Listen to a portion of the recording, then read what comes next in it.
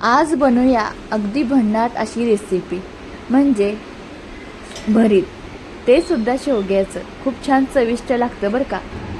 आपण दरवेळेला शेवग्याची आमटी खातो, शेवगा फ्राय खातो किंवा शेवग्याच्या अनेक रेसिपी बघितल्या असेल. त्यातलीच अतिशय सुंदर चवीची असलेली ही रेसिपी अगदी गावरान लागते बरं का.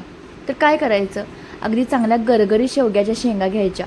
बारकोळ्या सुकड्या शेंगा घ्यायच्या नाहीत, ज्यामध्ये गर आहेत ना त्या शेंगाचा वापर करायचा ह्या भरीत करण्यासाठी.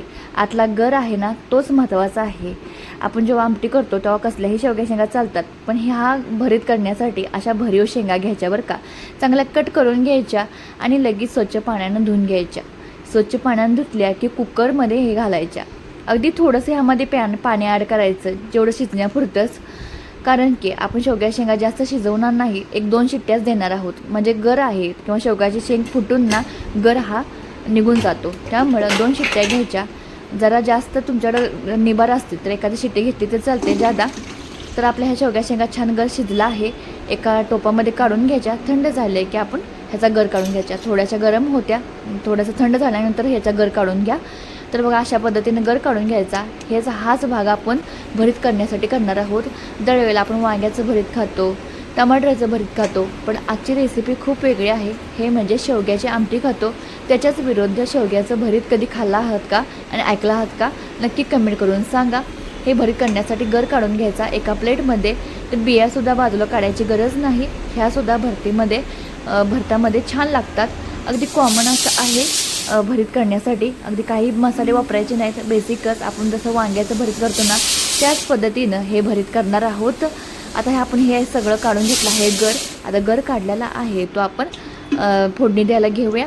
आपण जेव्हा रेग्युलर करतो कच्चा वगैरे कांदा घालतो न वापरता थोडंसं आपण परतून घेणार आहोत, जरा वेगळ्या पद्धतीने करणार आहोत. तेल घालायचं 2 चमचे, त्यामध्ये जिरे घालायचं.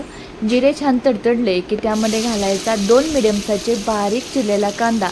कांद्याचा वापर इथं जास्त केला आहे, कारण की भरतामध्ये ना कांदा घातला जातो जास्त, त्यामुळे छान चव येत असते. आता परतून घ्यायचा.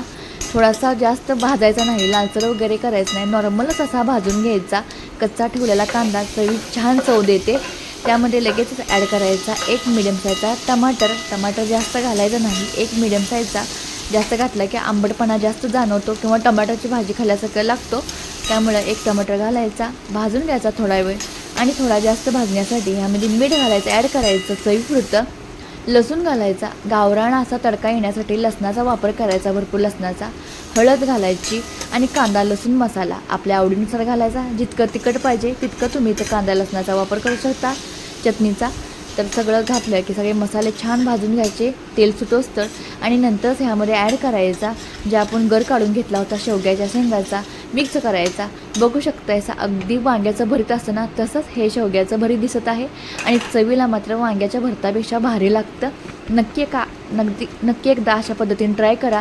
गरमागरम भाकरी घ्या, चपाती घ्या किंवा भाताबरोबर दही भात आणि शेवग्याचं हे भरीत खूप सुंदर चवीला लागतं. हे कॉम्बिनेशन सुंदर आहे, तसं करून खावा. तर कशाबरोबर खाल्लं तरी सुद्धा चालतं, चवी देते. ह्यामध्ये घालायची हिरवीगार आपली देशी कोथिंबीर आणि फ्राय मस्त असं गरमागरम सर्व करा, खूप चवीला लागतं. ही रेसिपी बघायला आवडली असेल तर नक्की आपल्या सोनाली किचनला जाता सबस्क्राईब करायला अजिबात विसरू नका. खूप साधी सिंपल आहे, करायला सोपे आहे. शेवग्या शेंगा मिळतातच आपल्याला. धन्यवाद.